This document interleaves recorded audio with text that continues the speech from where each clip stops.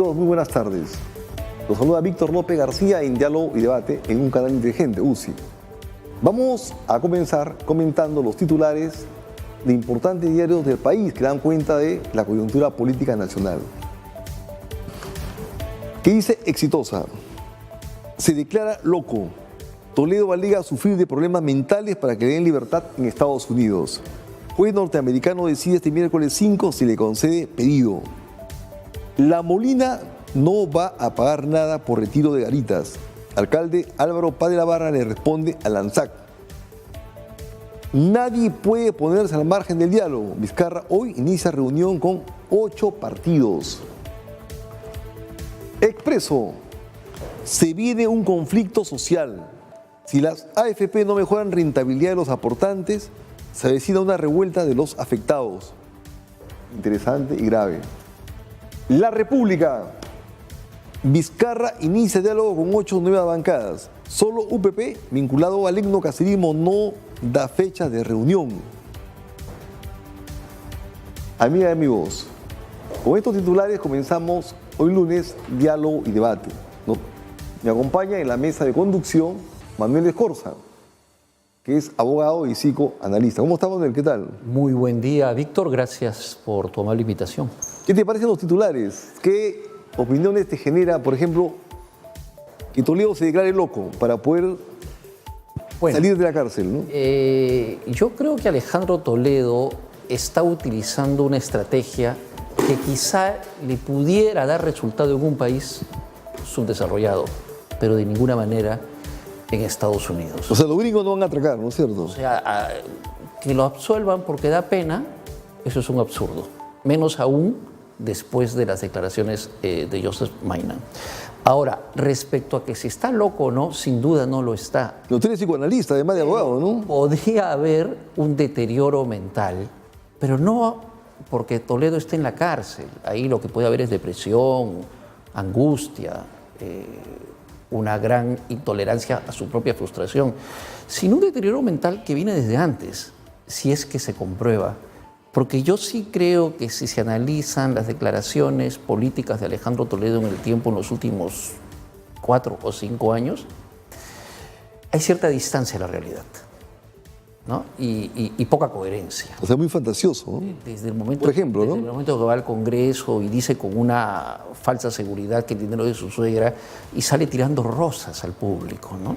O sea, ¿qué persona que sabe lo que ha hecho se mete realmente en esa situación, cuando en Huancayo invita a la gente a que voten por él para de una vez ganar en primera vuelta cuando estaba en plena caída libre? Entonces yo sí creo que hay un desfase parcial con la realidad, pero sería absolutamente irresponsable y aventurero decir que se trata de un problema mental. Llama la atención, y lo digo con muchísimo respeto porque los conozco a ambos, al igual que tú, creo, la esposa haya dicho que ella no va a pagar un centavo al abogado. Teniendo como tienen tanto dinero, ¿no? Sí, cuando hace unos meses estaban diciendo que había gente amiga de ellos que estaba poniendo el dinero. Entonces, ahí hay una situación que se va a seguir descomponiendo, y lo que nos toca a los peruanos es mirar a ver qué ocurre, pero todos sabemos que esto tiene un final anunciado. Toledo será extraditado.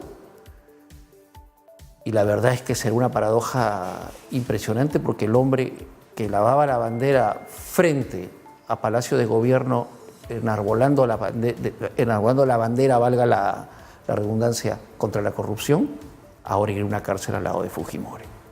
Bueno, penoso. Tú has tocado en el lavado de bandera, fíjate, y me permite corregir lo siguiente, ¿no?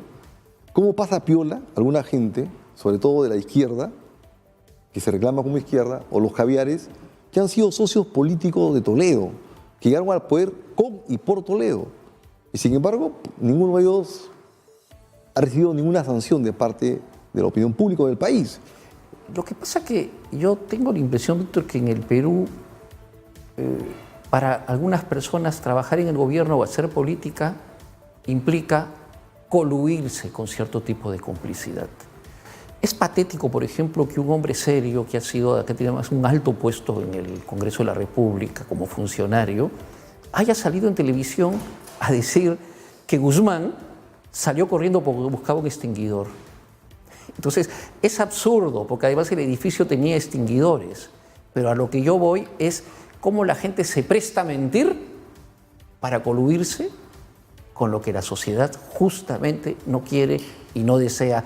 Y mucha de esta gente que tú estás diciendo, que no solamente es de izquierda, Pero más de izquierda, déjate cosas, o sea, gente que viene de la izquierda, un ¿no? silencio cómplice ante situaciones que son más que evidentes para el sentido común.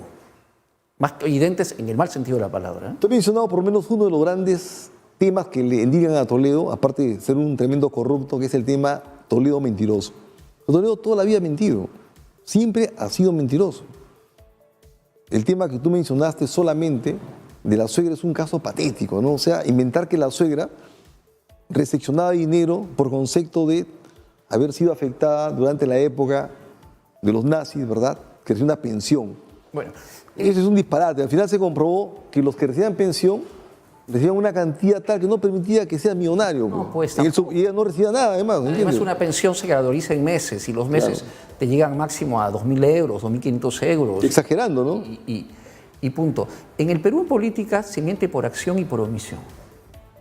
Esos son los dos tipos de mentira. Y siempre es así, ¿no? O sea, o pecas por defecto o por exceso. Sí. Uy, ¿y qué te parece el diálogo de que Vizcarra inicia con las bancadas y la negación de una bancada, ¿no? Que sabemos que una bancada media ultra o muy ultra, que es la bancada de Unión por el Perú, de negarse al diálogo, ¿no? Yo creo, Víctor, que eso es más de lo mismo en un escenario previsto con un guión a la antigua, pero necesario. No se puede decir que esté mal que tú y yo nos demos la mano. No se puede decir que está mal que Toledo convoque al Congreso, perdón, a los futuros parlamentarios. No Toledo, sino Vizcarra. Pues. Vizcarra, quiero decir. Más bien, eso está bien y es lo recomendable, pero hay un error ahí, en mi opinión, y es de fondo, que eso es tribuna, barra y aplauso para el presidente. Y tendría que ser al revés. Tendría que haber sido el grupo elegido los que solicitasen una reunión con el presidente de la República, porque si no se entra a un tinglado de manipulación mediática donde todos son en el fondo flores y puntos y bonos para el presidente, y de eso no se trata. Entonces yo creo que esto es un diálogo para la pantalla, donde incluso los parlamentarios van a poner aspectos de pantalla, pero en realidad de lo que tendría que tratarse es de crear una comisión, Congreso y Ejecutivo, para analizar la viabilidad de ciertos temas. Y además hay otro punto que es muy importante que nadie lo está tocando, Víctor, y es que en los últimos 19 años muchos proyectos interesantes se han quedado en el tintero por manipulación política del Congreso. Hay muchísimos temas, no solamente temas en torno a la corrupción, sino en múltiples ópticas. Y sería bueno crear una comisión que revise eso para ejecutarlo desde el Ejecutivo, porque el Congreso no va a tener tiempo de hacerlo. Entonces, yo creo que esto es una reunión para la foto y eso al Perú no le sirve de nada. Bueno, no tanto, ¿no? Veamos, en mi artículo de hoy día en Exitosa se llama El Congreso que elegimos y queremos. ¿Quién gana con este Congreso tan atomizado, tan fraccionado y tan fracturado? Y gana el presidente, gana el gobierno, Claro. Clarísimo. Claro. ¿No? Porque además es un Congreso con muchos impresentables, más que el Congreso anterior. Fíjate cómo se le ha pasado por la guacha en términos deportivos, ¿no? Hay gente acusada de haber matado a otra gente, han salido libres, pero el hecho es ese, ¿no? Hay quienes han sido elegidos, tienen como 90 juicios, el caso de un exalcalde, cabeza de lista. Hay gente que le ha pegado a su mujer y pasan piola. O sea, realmente este Congreso tiene dos grandes defectos de arranque. Uno, un defecto de actitud. O sea, no tiene capacidad, calidad ni condiciones. Mucha gente que ha sido elegida. Existen analfabetos ahí. Claro que para ser elegido congresista en el mundo, pues no hay una exigencia de calidad profesional, pero en un mundo que va hacia la inteligencia, en un mundo que va hacia el conocimiento, en un mundo que va hacia la calidad, tú exiges que tus autoridades tengan ciertas condiciones fundamentales. Y por otro lado tienes un tema de actitud. O sea, no hay comportamiento, no hay conducta, no hay carácter de parte de muchos congresistas. En ese contexto, ¿quién gana? El presidente, ¿no? No está mal que los llame, que los convoque, pero la capacidad de respuesta va a ser muy limitada, ¿verdad? O va a ser muy entregada. Ya varios cabezas de lista han declarado que van a hacer con el gobierno una relación demasiado fácil. No digo que sea difícil, pero el Congreso es un poder que tiene que ser contrapeso del otro poder. Eso no significa obstruir, sino significa participar en condiciones, ¿no?, de respeto y responsabilidad. Yo creo que lo que tú dices es bastante exacto y es el reflejo del Perú actual que tenemos. Uno no puede discrepar con lo que tú estás diciendo, es más que censurable. Pero sí podemos matizar algunos detalles. Yo creo que este Congreso tiene que ser un Congreso de transición. No lo ves, pues 1 año, 4 meses. Tiene que ser un Congreso que apoye la gobernabilidad. Aún si estuviera Keiko Fujimori de presidenta, yo estaría diciendo esto en estos momentos.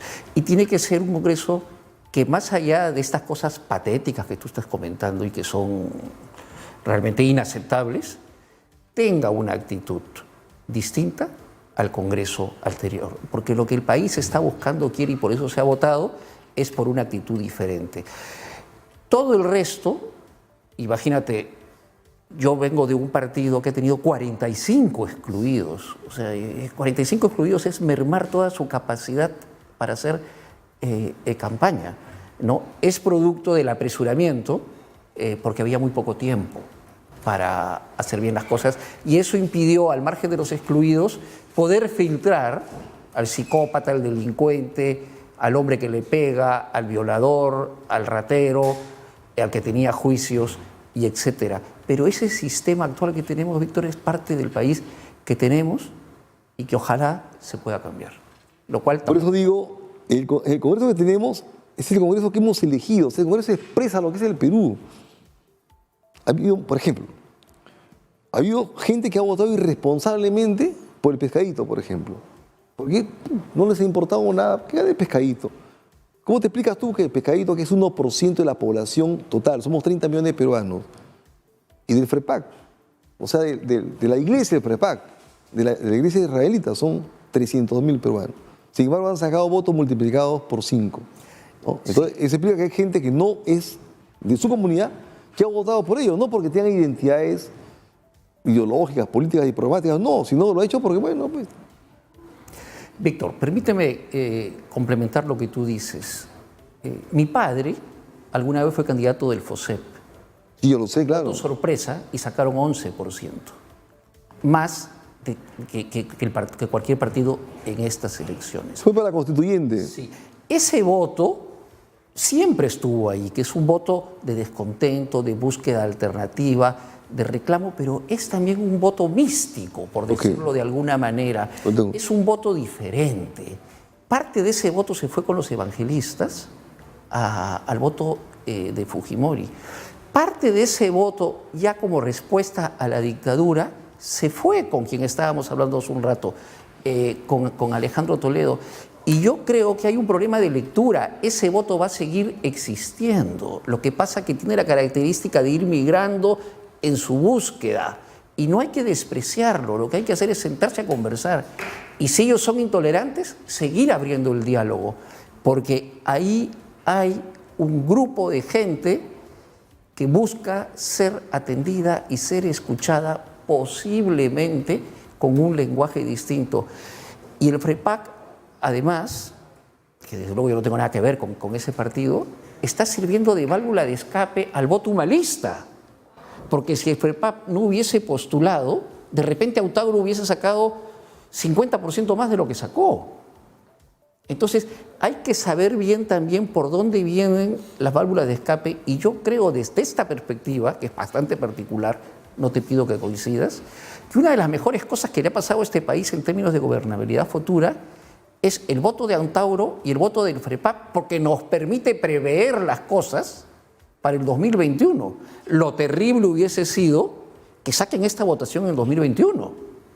Por lo menos ahora entran al escenario y el país sabrá qué va a pasar. Si seguimos así, va a mantenerse esa dinámica. Muy bien, Manuel, gracias. A ti.